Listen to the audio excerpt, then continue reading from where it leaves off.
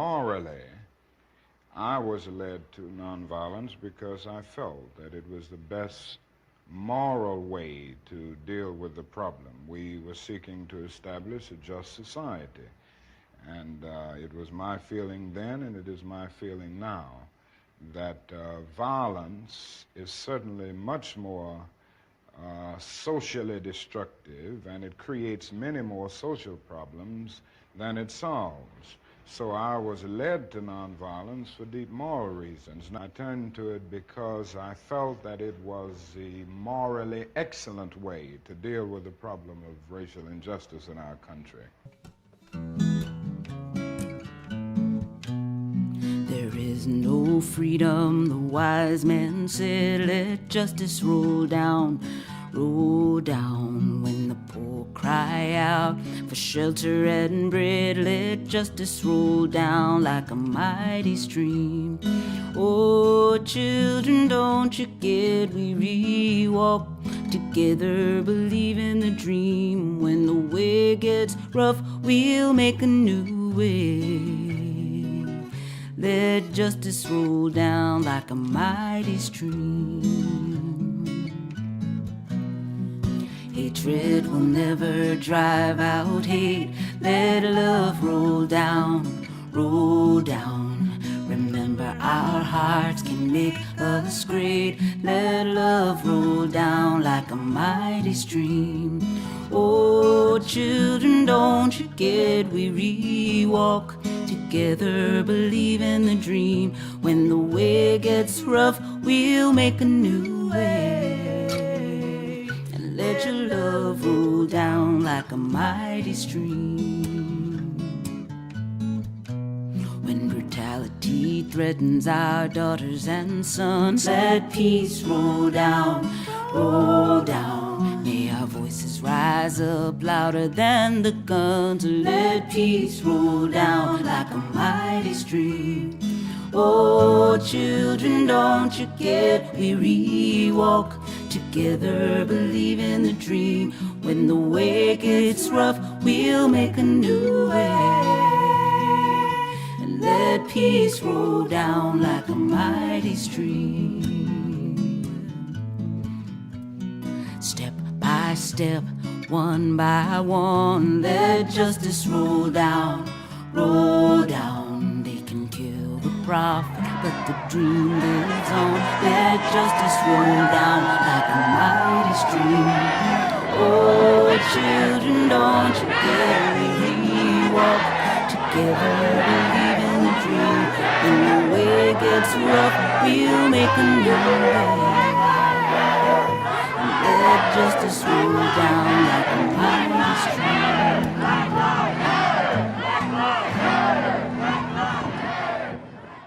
I turned to it because I felt that it was the morally excellent way to deal with the problem of racial injustice in our country. Good morning, and welcome to Sierra Foothills Unitarian Universalists. I'm Joan Lactus, and I'm happy to serve as Worship Associate for today's service, Are We Still Dreaming?, led by Matthew Pargeter-Villarreal. Matt is a recent Master of Divinity graduate of Bright Divinity School, a candidate for ministry with the UUA, and the current co-facilitator of the young adults at Westside UU in Fort Worth, Texas. He is also currently serving as a chaplain at Baylor All Saints Hospital in Fort Worth. We are pleased to have him with us this Sunday. I'm also joined for our service by Patty Leftridge, our music director, and Adrian, our director of religious education, who will be sharing the story for all ages. And we are joined by all of you. You are all welcome here today. In the beauty of languages, cultures, and skin tones that come together in your uniqueness, you are welcome here. In all the ways you experience and express gender, you are welcome here. In the beauty that is who you love and how you love, you are welcome here. In all the varied ways you move through and interact with the world, you are welcome here.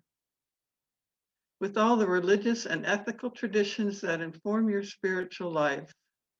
You are welcome here. Whether you come feeling despair or hope for our world and its future, you are welcome here. No matter how long you've been away, nor how soon you will return, we welcome you here.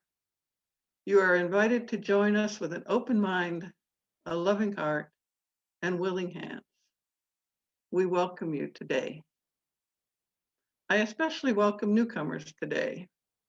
Our Zoom worship is not so different from our regular services, although each Sunday is a little different here, so please come back a few times to get to know us.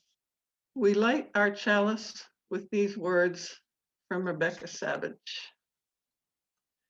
We light our flaming chalice as a beloved people, united in love and thirsting for restorative justice. May it melt away the tethers that uphold whiteness in our midst. May it spark in us a spirit of humility.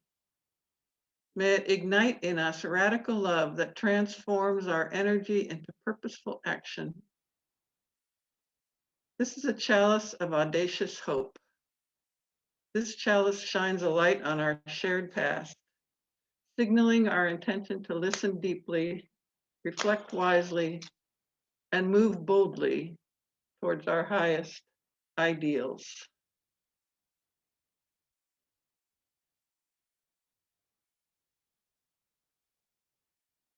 And now please join in our opening hymn, "Oh, I Woke Up This Morning."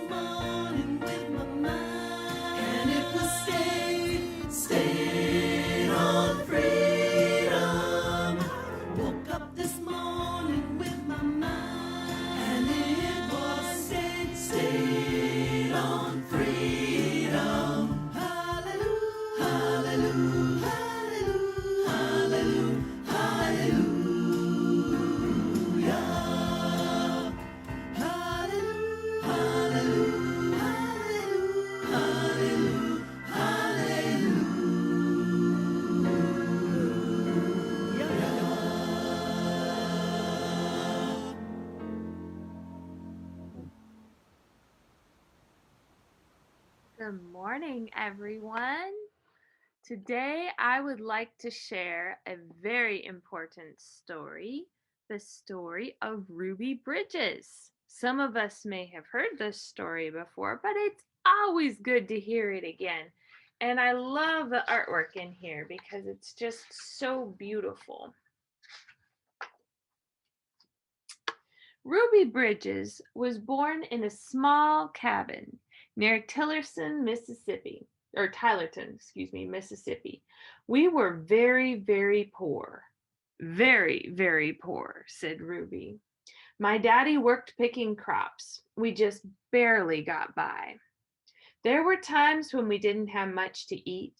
The people who owned the land were bringing in machines to pick the crops, so my daddy lost his job, and that's when we had to move. I remember us leaving. I was about 4. In 1957, the family moved to New Orleans. Ruby's father became a janitor. Her mother took care of the children during the day, and after they were tucked in bed, Ruby's mother went to work scrubbing floors in a bank. Every Sunday, the family went to church. We wanted our children to be near God's Spirit, Ruby's mother said. We wanted them to start feeling close to Him from the very start. At that time, Black children and white children went to separate schools in New Orleans. The Black children were not able to receive the same education as the white children. It was not fair, and it was against the nation's law. In 1960, a judge ordered 4 Black girls to go to 2 white elementary schools. 3 of the girls were sent to one school. 6-year-old Ruby Bridges was sent to 1st grade at the William Franz Elementary School, so she was going by herself. Ruby's parents were proud that their daughter had been chosen to take part in an important event in American history. They went to church. We sat there and prayed to God, Ruby's mother said, that we'd all be strong and we'd have courage and we'd get through any trouble. And Ruby would be a good girl and she'd hold up her head high and be a credit to her own people and a credit to all the American people. We prayed long and we prayed hard. On Ruby's first day, a crowd gathered. A crowd of angry white people were outside the Franz Elementary School. They carried signs that said they didn't want Black children in a white school. People called Ruby names. Some wanted to hurt her. The city and state police did not want to help. The President of the United States ordered federal marshals, that's the federal police, to walk with Ruby into the school building. The marshals carried guns. Every day for weeks that turned into months, Ruby experienced that kind of school day. She walked to the Franz school surrounded by marshals. She was wearing a clean dress and a bow in her hair and carrying her lunch pail. Ruby walked slowly for the first few blocks. As Ruby approached the school, she saw a crowd of people marching up and down the street. Men and women and children shouted at her. They pushed toward her, but the marshals kept them from Ruby by threatening to arrest people.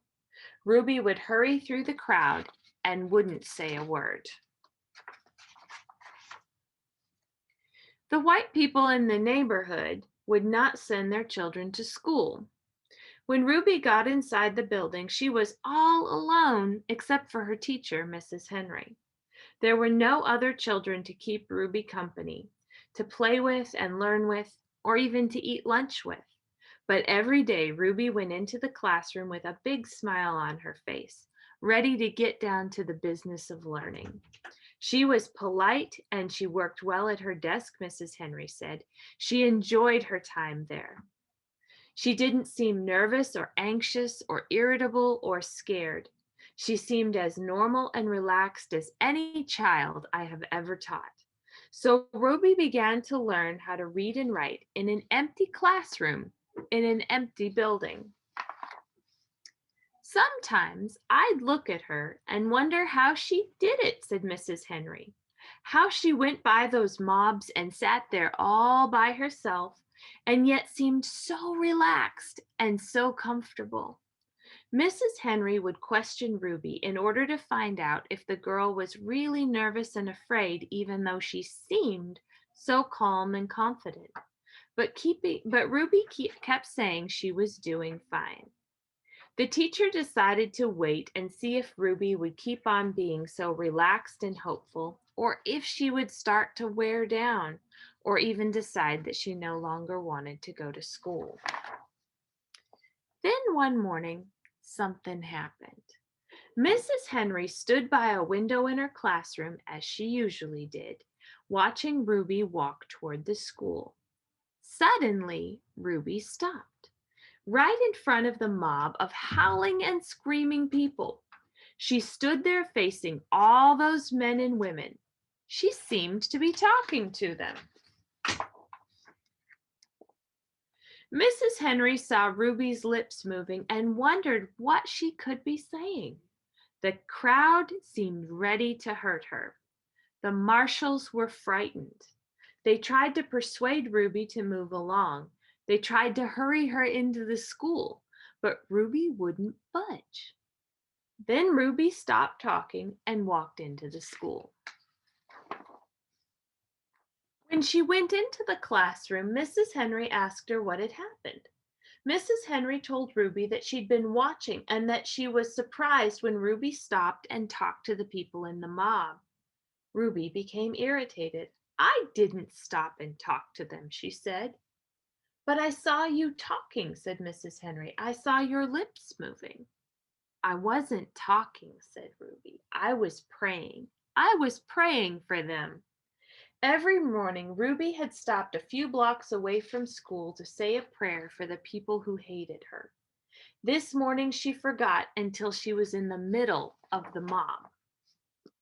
When school was over for the day, Ruby hurried through the mob as usual.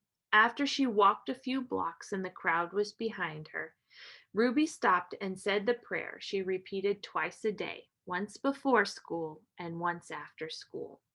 This is her prayer. "Please, God, try to forgive those people, because even if they say those bad things, they don't know what they're doing. So you could forgive them just like you did those folks a long time ago when they said terrible things about you." And that's the story of Miss Ruby Bridges. I want to thank you all for sharing this story with me today, and I wish you all a wonderful week. Thank you, Adrienne. That was a beautiful, beautiful story. Good morning, everyone. I mark this time of sharing our joys and sorrows with a prayer entitled "Being Human Means We Are of This Earth" by Sweet Home Teacup. May we recognize and abandon the familiar attitudes and practices that do not serve the whole. We are who we are, and we have the opportunity to be who we want to be, to create a new inheritance for the future. May our thoughts, words, and actions in our daily lives assist in dismantling paradigms of oppression and suffering. May we give thanks for our individual place in time and space, to our families and our relationships that touch and change us. May we give thanks to the wise teachers who help us remember how to be and the chance to make it so. Underneath and within these stories and histories is our humanity. Being human means we are of this earth. We are these waters, we are fire and atmosphere, we are the sun and the moon and the stars. We are all that we see, and the wisdom is revealed by looking in between. If you have a joy or sorrow you would like shared on Sunday, you can email joysandsorrows@mysfuu.org at any time with what you would like to be said. If you have something that you haven't emailed but you'd like to share now, you may type it into the chat bar now for others to read. I invite you to continue in the spirit of reflection, meditation, and prayer as we hear Voice Still and Small.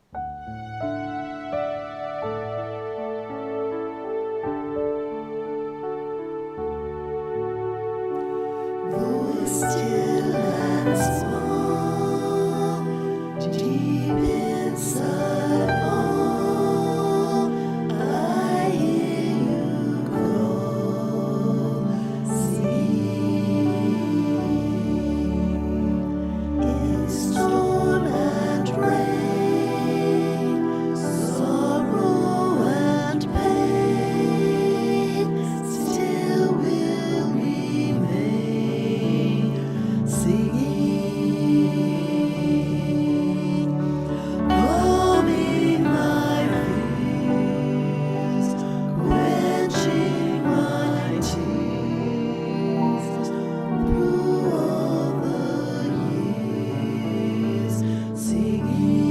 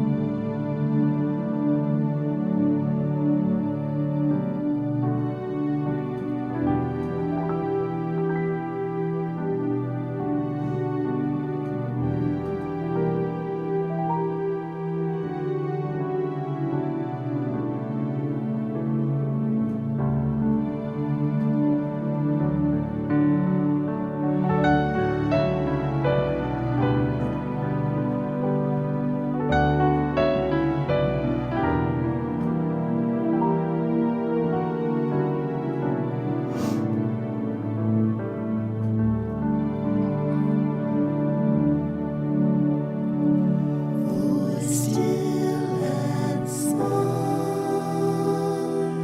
deep inside all, I hear you call, singing. In storm and rain, sorrow and pain, still will remain, singing, calming my fears, quenching my tears, through all the years, singing.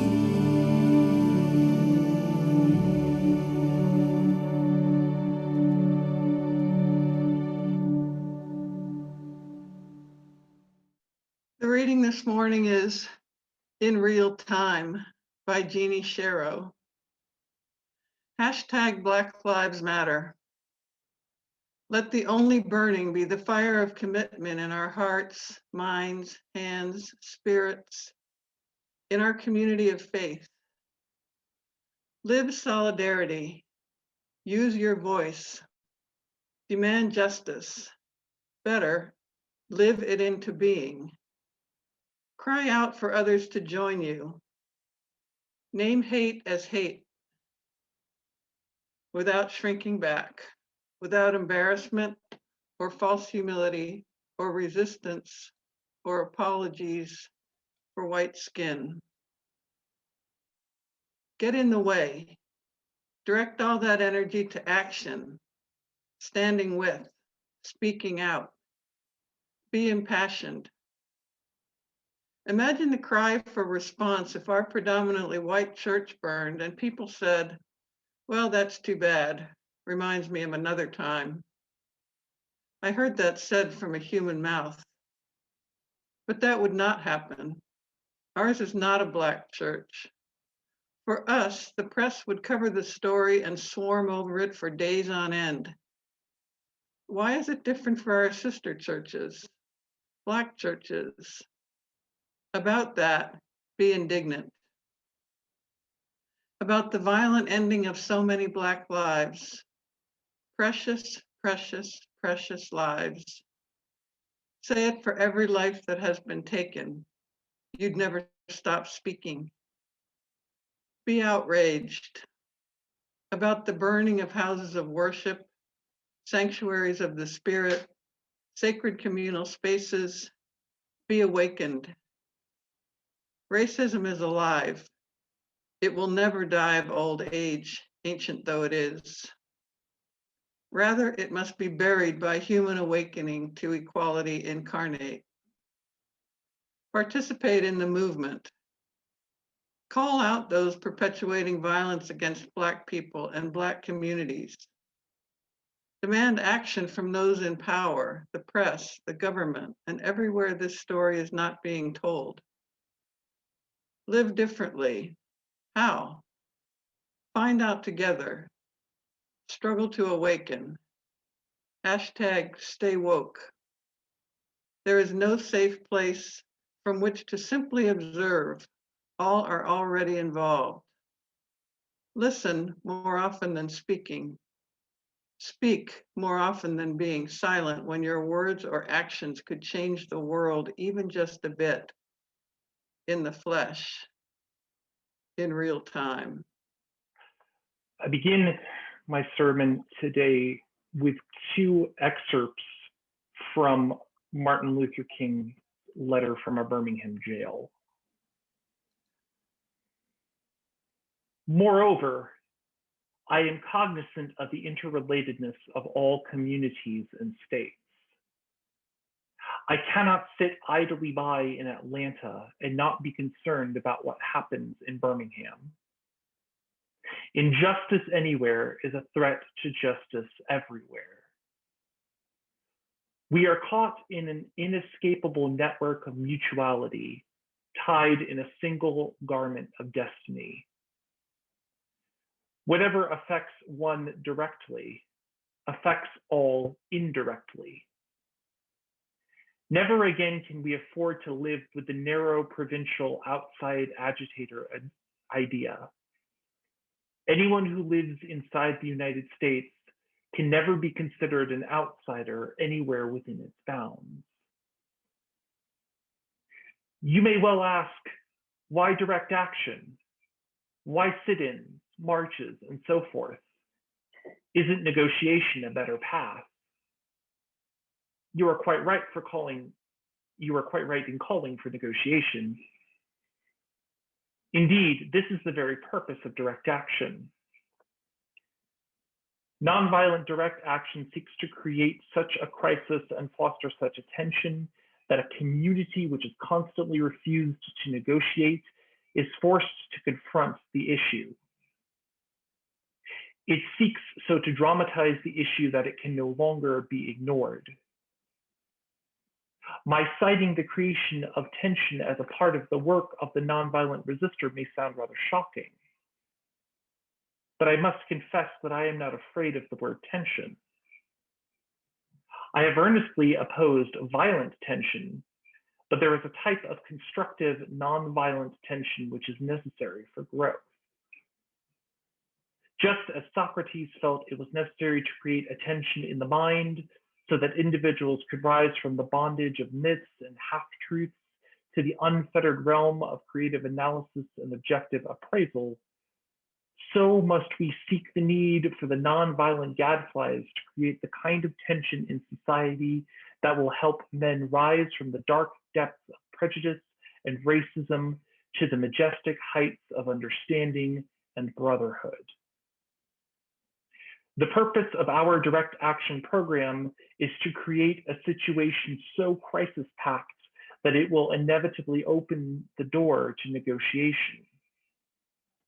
I therefore concur with you in your call for negotiation. It is safe to say that my relationship with Martin Luther King Day and its observance has grown and changed considerably as I have gotten older. When I was a naive elementary school kid, I knew of Martin Luther King Day as that random Monday in January when we would have a day off from school not long after coming back from winter break. Later on, I learned more about Dr. Martin Luther King Jr., who he was, what he did, and how he was shot and killed at a young age while fighting for justice. Even though I did not understand much about the world outside of my arguably privileged bubble, I understood and had no question about the fact that such a great man absolutely needed to be celebrated for what he had done, and that it was important for school children like me to learn about his legacy. When I was a teenager, I participated in several community marches in observance of Martin Luther King Day, and got to see and be a part of so many different people, different races, different walks of life, from different community organizations coming together to continue to march, just like Dr. King and dozens of others did in Selma and in Washington, D.C. over 50 years ago, to protest and demonstrate for justice and a better life for Black Americans that had been the victims of slavery and segregation and had suffered so much as a result of both. My hometown of San Antonio has one of the largest and longest running MLK Day marches in the country, and I was always proud to be part of something that meant so much for so many people, many of whom would crowd the street in droves to watch the parade go by. What struck me then was the fact that we were all coming together in peace, for peace. And it was always that peaceful and nonviolent legacy of Dr. Martin Luther King Jr. from which I drew inspiration. Now, as I am older, and as we come to observing Martin Luther King Sunday this year in 2021, I have an admittedly very different view of the world and the state of racial justice in this country.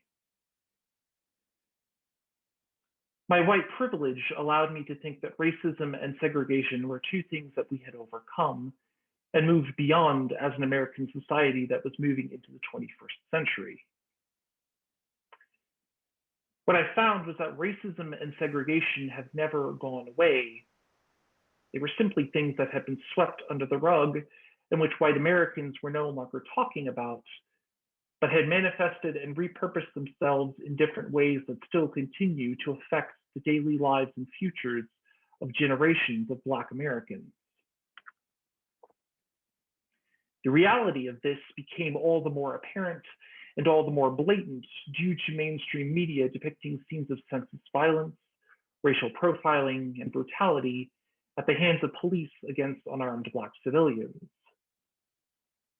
It became reinforced through the endless stream of murders of unarmed Black civilians that were shown to have been perpetrated by police. It became obvious through the fact that the President of the United States refused to say anything against what was going on, and often said and tweeted things that were in support of those who were engaging in racist behavior. It made me sick to finally learn and realize the truth, and how we are still arguably as racist as we were back in the 1960s when Dr. King was leading the fight for civil rights.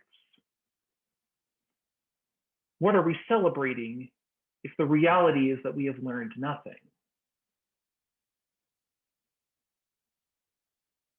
If he were still alive, Dr. Martin Luther King Jr. would be 92 today. It is possible, if he had not been gunned down by a white supremacist, that he would have lived through the same lifetime as I have.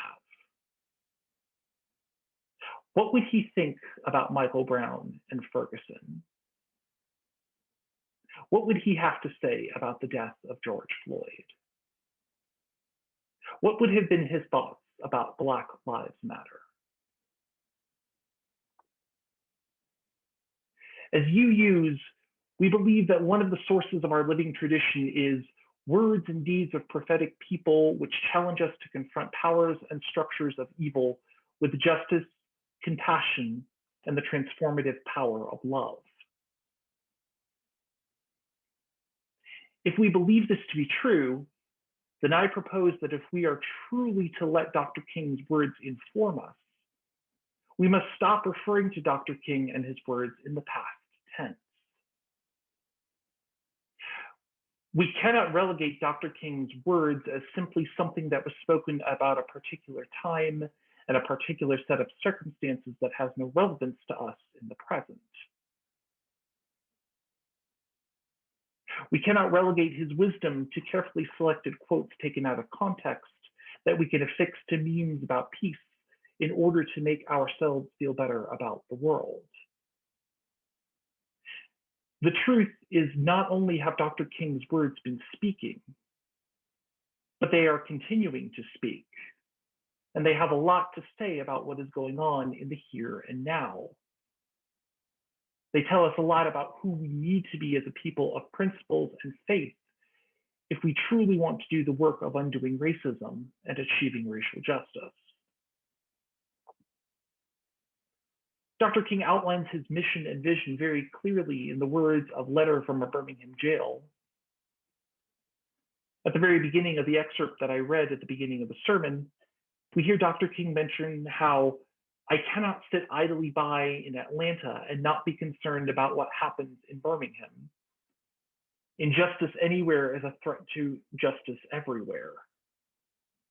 And how we are caught in an inescapable network of mutuality tied in a single garment of destiny, and that whatever affects one directly affects all indirectly.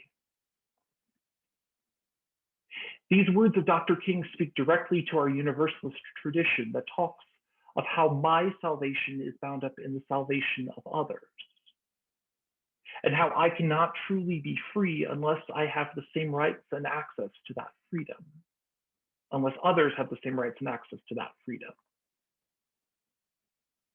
We speak as UUs in our sixth principle of the goal of world community with peace, liberty, and justice for all. But in order to have true world community, we must be looking as much within our own country and our own borders as we do beyond them. What I saw across my TV screens this summer in the wake of the death of George Floyd, what I saw of the reactions to people and police in response to protests for Black Lives Matter with violence and animosity is a clear illustration of the fact that Black people in this country do not have anywhere close to the peace, liberty, and justice that our sixth principle talks about. And as people of faith who are guided by those principles, we cannot be okay with this reality being the way that things are. And we are called to do something to help change it. There should be no question of whether Black lives matter. There should be no question of whether or not we should be discussing issues of racial justice. To not do so is to allow others to not be free or safe, which means we are not committing ourselves to what we lift up as UUs. It is as simple as that.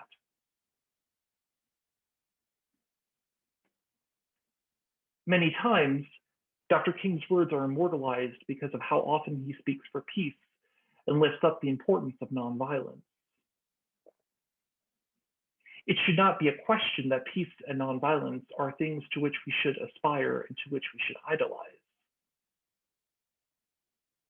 However, to focus simply on the message of peace and nonviolence in Dr. King's words is to completely erase everything that he also said about working toward racial justice. Dr. King's stance of nonviolence may not have used deadly force, but it is by no means doing nothing. In the same letter from a Birmingham jail, Dr. King speaks highly of the use of direct action. He presents it as seeking to create such a crisis and foster such a tension that a community which has constantly refused to negotiate is forced to confront the issue. For those of us who come from places of white privilege, the idea of tension is one that makes us feel nervous and uneasy. This is because it is something that has been foreign to us that we have not had to experience. We have likely been able to get and to have everything that we want without having to struggle for it. But there are generations of people of color who have had to do nothing but struggle from the time that they are born, and who are continuing to struggle in every aspect of their lives to this day. What people of color are trying to say to us is how they are afraid to simply exist as themselves in this country. It is hearing stories of pain, grief, and heartache. It is hearing how everything your entire life has been telling you that you are less than. It should cause you to feel tension and discomfort. If it does, good. It means you feel something. It is those feelings that we need to use in order to look at our society as a collective whole and ask ourselves what we do to change this and how do we grow better as a society. It is what Dr. King was saying in 1963 when he wrote Letter from a Birmingham Jail, and it is words that still speak to where we are and what we need with regard to racial justice in our country. Most importantly, Dr. King's words are and need to be a call to action. They are what need to inform us as we go into our community and work for positive change. Our actions are nonviolent, but they are driven and active. As we hear in the words of Jeannie Shiro's poetry, being informed by the words of Dr. King calls us to participate in the movement, call out those perpetuating violence against Black people and Black communities, and demand action from those in power, the press, government, and everywhere this story is not being told. Shiro also calls us to listen more often than speaking, speak more often than being silent. It is in these words that we are called to one of the most important aspects of Dr. King's legacy, the need for dialogue between communities. Racial justice cannot and will not happen in a vacuum. It will come by us sitting down and having what are sometimes difficult conversations. But make no mistake, it will also take putting ourselves out there and taking risks. Our words and our conversations cannot be mere small talk that ends up going nowhere. If we truly believe in realizing the goal of racial justice and making it a reality in our lifetime in the here and now, we must be clear of the goal that we have in mind, and we must continue to confront the obstacles to that goal in our conversations. This includes calling out white supremacy, systemic racism, and oppression as we see them and for what they are. We run the risk of making ourselves unpopular, and we may lose a few people that we may have considered friends in the past. But this has never been a popularity contest. This is about doing the work that needs to be done in order to realize salvation for all people.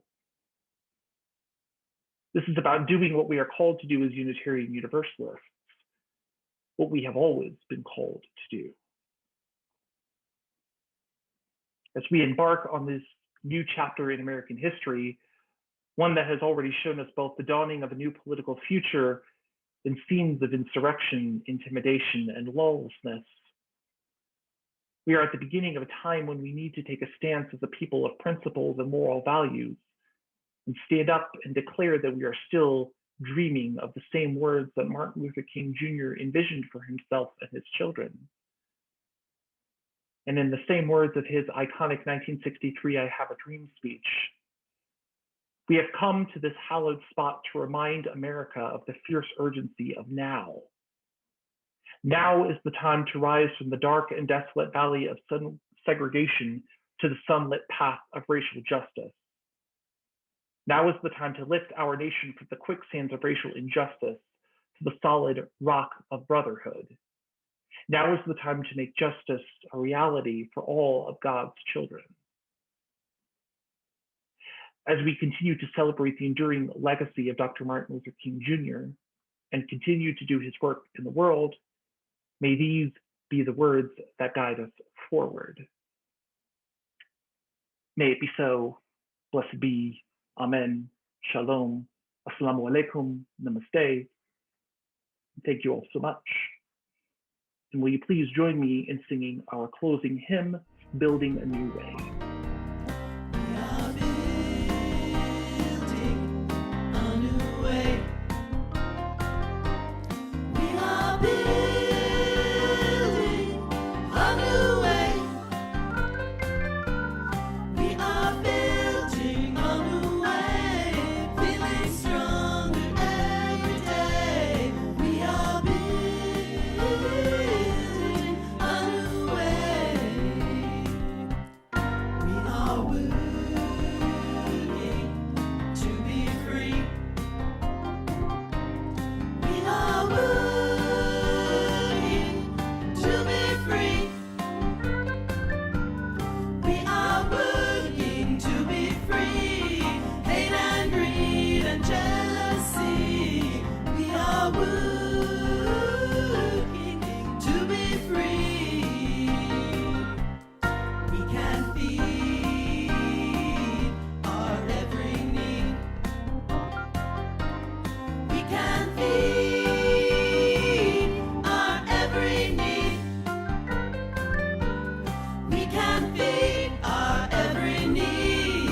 Start with love, that is the seed. We can feed our every need. Peace and freedom is our cry. Peace and freedom is our cry. Peace and freedom is our cry. Without these, the world will die. Peace and freedom is our cry. We are building a new way. We are building a new way. We are building a new way, feeling stronger every day. We are building a new way.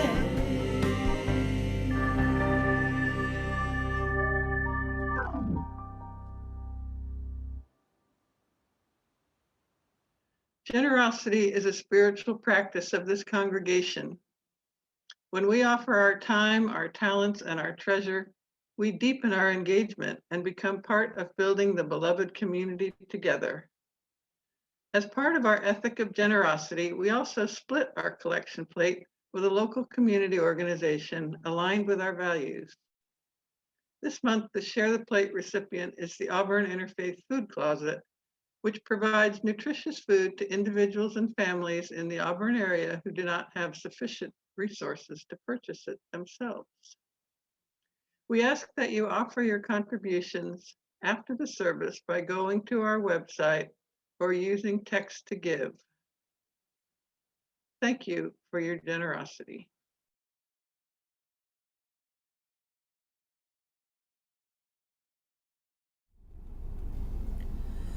A young man came to a house of prayer. They did not ask what brought him there. He was not friend, he was not kin, but they opened the doors and they let him in. And for an hour the stranger stayed. He sat with them and he seemed to pray. But then the young man drew a gun and he killed 9 people, old and young. In Charleston in the month of June, the mourners gathered in a room. The president came to speak some words. The cameras rolled and the nation heard. But no words can say what must be said for all the living and the dead. On that day and in that place, the president sang Amazing Grace. If we can find that grace, anything is possible. The president sang Amazing Grace. If we can tap that grace, everything can change.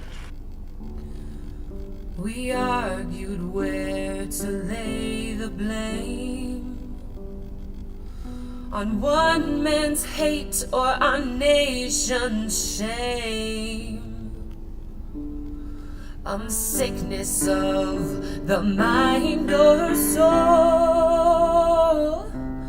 and how these wounds might be made whole. Amazing grace.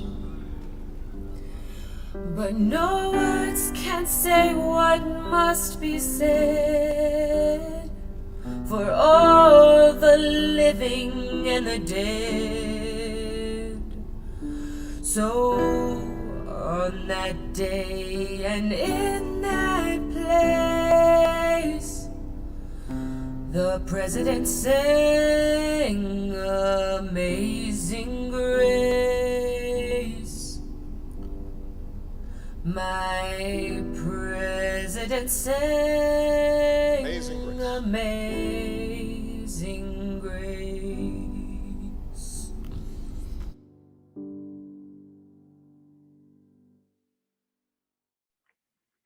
Hear the words of Reverend John Lou Johnstone. This is We Shall Overcome. We shall overcome. When we can truly celebrate the diversity of contributions and talents offered by all people, we shall overcome hatred and prejudice and oppression. When we can truly extend our hands to one another in loving acceptance, we shall overcome the past that haunts us now.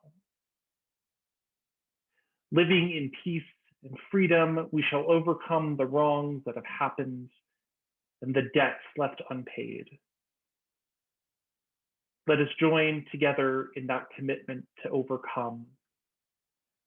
Let us stay together. Amen. And now, please join in our closing words as we extinguish our chalice. As we go forth, may we carry the flame of peace and love until we meet again. Blessed be.